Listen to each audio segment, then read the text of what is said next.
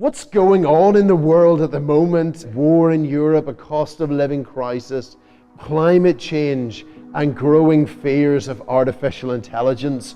What's going to happen next? Os oes Duw o gwbl, a yw wedi tynnu ei lygaid oddi ar y ffordd, neu ei ddwylo oddi ar yr olwyn, neu gollwng y pêl, dewch gyda ni ar daith wrth i ni gwrdd â dau person, gŵr oedrannus a gwraig oedrannus, oedd wedi bod yn aros ers amser maith mewn byd o beithion gwasgaredig a breuddwydion chwaledig i bopeth unioni ac i'r byd gael ei drwsio.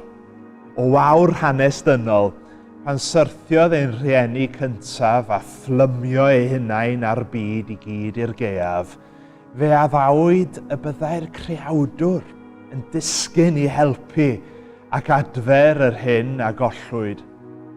Ar draws y byd, credwyd y byddai genedigaeth un gwych, y tu hwnt i bosibiliadau arferol yn digwydd un diwrnod. Ragfynegwyd gan y ser a ysgrifennwyd amdano gan broffwydi hynafol a gyhoeddwyd gan anylion a fyddai'r un yn dod ar ein cyfer, gwaredwr, yn gwneud drosom yr hyn na allem ei wneud i ni ein hunain. O Tsieina i Babylon, Groeg i Persia, sybrydiwyd am ddyfodiad yr un mawr. Byddai ei wawr yn gwaredu'r byd oddi wrth ei hangen dyfnaf. Tro ar ôl tro, ymchwiliwyd amgylchiadau genedigaethiau yr holl arweinwyr ymhlith y Groegiaid, pobl Tsieina, Persiaid, Babyloniaid a Rufeiniaid. A dyma fe, a hwn yw'r un, ymhlith y disgwyliaid byd eang hwn.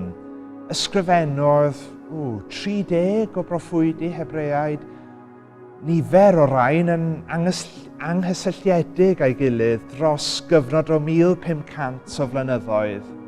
Gyda'i gilydd, gwnaethant dros 300 o broffwydoliaethau manwl o sut le fyddai dyfodiad yr un mawr a'r gwaredwr.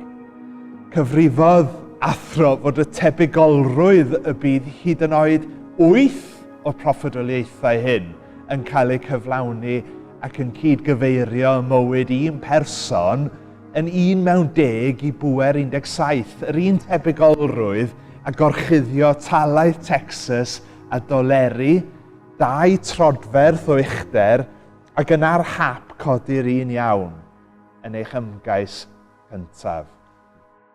Rhyfedd, rhyfedd gan angylion, rhyfeddod mawr yng ngolwg ffydd, gweld roddwr bod cynhalio'r helaeth, areolwr popeth sydd yn y preseb mewn cadachau.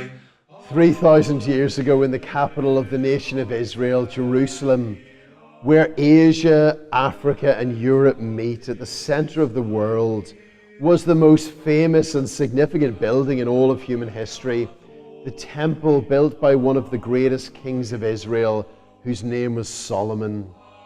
It is the single most expensive building which has ever been made, which would be worth today over $200 billion. Yn ystod y cysegriad, fel yr oedd degau o filoedd o bobl yn edrych, fe llanwyd ag ogoniant Duw bywiol Israel, yr un anfeidrol a thragwyddol, yr hwn y sefydlodd y bydysawd gyntaf, yn dyfod i lawr i ddangos yr hyn sydd rhaid ei wneud i drwsio'r byd rylliedig a phechadurus. Daeth brenhinoedd o holl genedloedd y byd i weld disgleirdeb y goleuni hwn, i ymgrymu o flaen yr un uchel a sanctaidd hwn, ac i ymddiried ynddo, dechrau rodio yn ei ffyrdd. But 4 centuries later, with his people having turned from him and no longer trusting him and refusing to walk in his ways, the prophet Ezekiel had described the way in which the Lord God of Israel had departed from his temple on his fiery chariot throne. His people were far from him in their hearts and minds, and so he had left the building. 2 ganrif yn ddiweddarach, roedd proffwyd arall o'r enw Malachy wedi cyhoeddi dyfodiad yn negesydd, a fyddai'n paratoi y ffordd i'r arglwydd. Yna, yn sydyn, byddai'r arglwydd ddiw Israel, a oedd wedi gadael ei deml yn dychwelyd i ei deml. Over the next 400 years, there had been radio silence with no new words from heaven. It felt as if the Lord God of Israel had forgotten the people, as no further prophets were raised up. The great line of the kings of Israel were reduced to tradesmen, and the priests and the whole temple system were in disarray. Goliadau yn diffodd, mae'n rhaid ei bod wedi ymddangos bod y holl sefyllfa wedi nosi.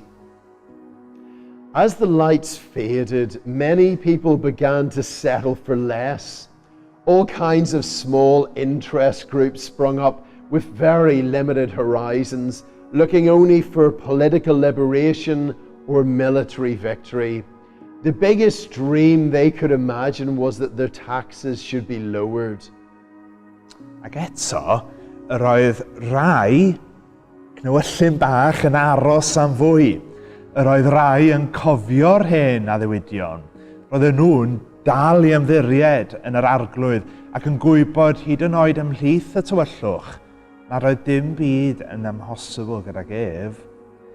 O ystyried pwy ydyw, roedd rhaid iddo newid popeth am byth. How many people were there still like this? We cannot be sure, but one of them, a man called Simeon, is described in Luke's Gospel. He was not a prophet, a priest, or a king, but an ordinary man. Now there was a man in Jerusalem called Simeon, who was righteous and devout. He was waiting for the consolation of Israel, and the Holy Spirit was upon him. It had been revealed to him by the Holy Spirit that he would not die before he had seen the Lord's Christ. Mae cofian Simeon yn un byr iawn. Dywedir wrthym pa le roedd yn byw yn Jerusalem, pa fath o ddyn ydoedd, cyfiawn a diwiol, sut y cafodd ei arwain gan yr ysbryd glân, a'r hyn yr oedd yn ei ddisgwyl, diddanwch Israel. As a minister, having presided at many funerals, what has struck me again and again is how in the end there is so little time to really sum up a person's whole life. Dyma cwestiwn i chi, pan ddawn amser i grynhoi eich bywyd chi? A ddywedir yr hyn amdano chi, a ddywedwyd am Simeon? Simeon was not the only person waiting. There was also a lady whose name was Anna. There was also a prophetess Anna, the daughter of Phanuel of the tribe of Asher.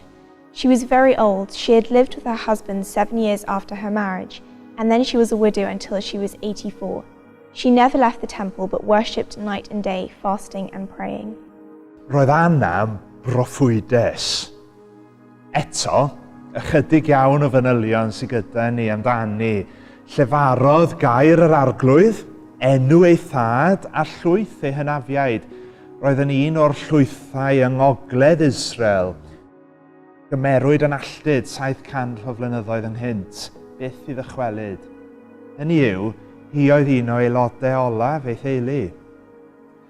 Anna was elderly, but instead of spending her time on the golf course or on cruises around the Mediterranean, she spent her time fasting, praying and worshipping at the temple. Roedd fel petai Anna'n disgwyl ei arglwydd, yn aros amdano, yn gwrando am sŵn ei olion traed gan feddwl y gallai fod yno unrhyw eiliad.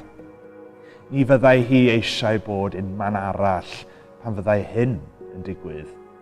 Anna was there before anyone else arrived, and still there after everyone else had left. Cwestiwn arall, wyt ti fel Anna? Wyt ti'n disgwyl ac yn aros am yr arglwydd? Wyt ti'n awchu am ei ddyfodiad?